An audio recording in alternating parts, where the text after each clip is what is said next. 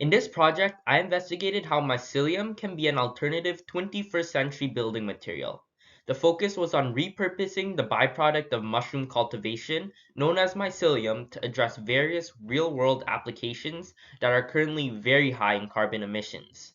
Mycelium has numerous attributes such as being lightweight, moldable, or easily compostable, enabling it to be a sustainable and environmentally friendly alternative to materials that are currently used widely. When mycelium comes to mind, you may think of the green or blue mass growing on moldy foods such as cheese or bread. However, mycelium are the parts of a fungus other than the mushroom. It is most commonly hidden from sight, growing in the soil or under rotting logs, creating huge networks of tiny fungal strands called hyphae.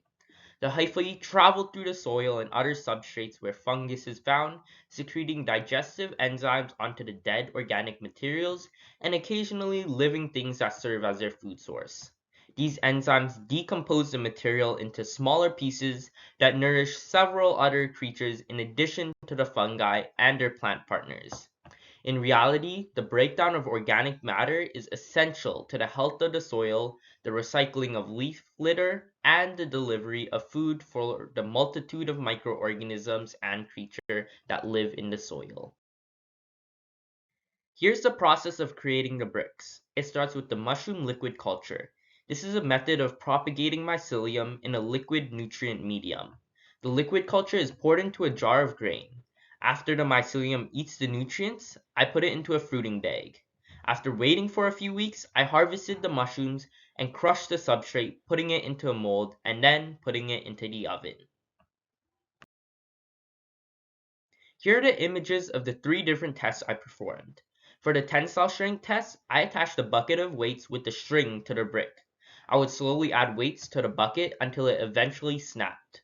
For the water resistance test, I soaked the bricks in water for over 12 hours. I measured the weight of the bricks before and after being immersed. Finally, for the fire resistance test, I torched the bricks for 20 seconds, observing if they would catch on fire. The purpose of my weight capability test was to test the brick's tensile strength. However, unfortunately, my tests were fundamentally flawed. In my test, more pressure was applied to the outside edges of the bricks instead of a flat line on the top surface of the brick. With my experiment, the turkey tail bricks were able to hold 50% more weight than the blue oyster bricks.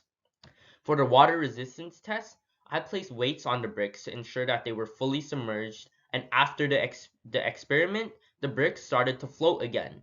The industry requires bricks to absorb a maximum of 20% of its original weight, and turkey tail could potentially beat that mark, but blue oyster absorbed significantly more.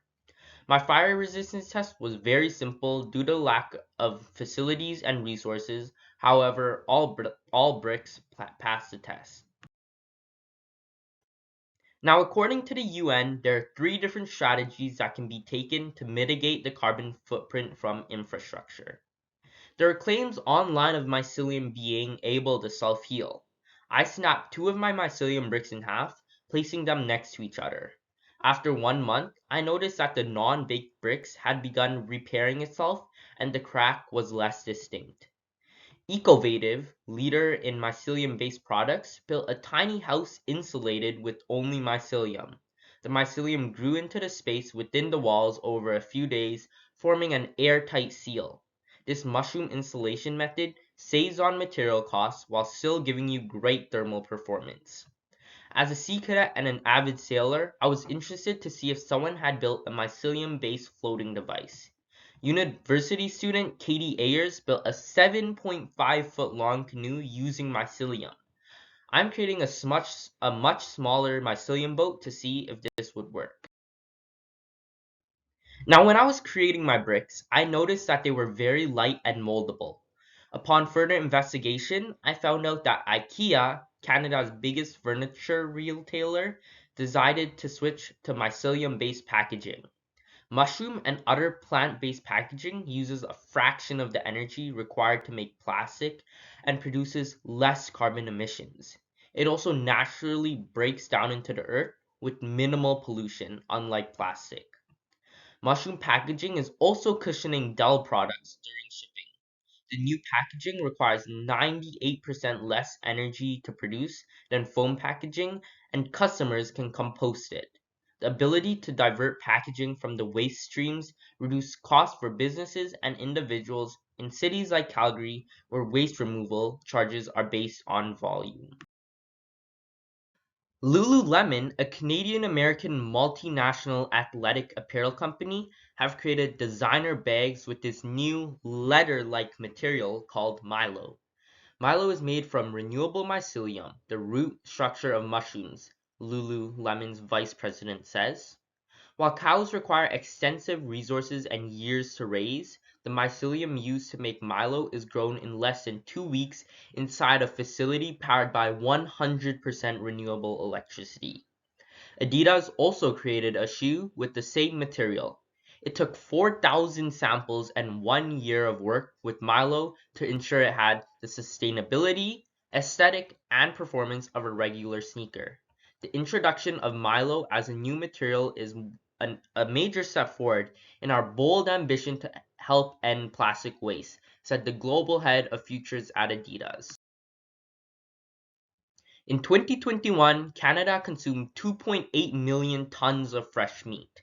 According to an article written by NASA, about 21 to 37% of total greenhouse gas emissions are attributable to the food system.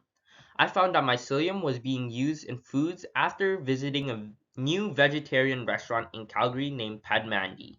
It was fascinating that they used mushrooms to create the fake meat added to the dishes. Before eating at Padmandi, the only vegan meat I had tasted were the Beyond Meat burgers at A&W. Those burgers had the taste of meat, however, the texture was best described as mush. The beef at Padmandi mimicked both the texture and taste of beef. I could savor each individual strand of meat in my mouth, and it was such a delicious experience. According to PEFC Furniture, the furniture sector is responsible for about 12% of all greenhouse gas emissions caused by humans, which has an annual impact of almost 13 million hectares of tropical forests.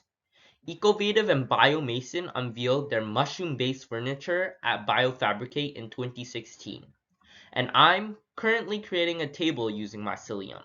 I hope to present this at the in-person Calgary Youth Science Fair.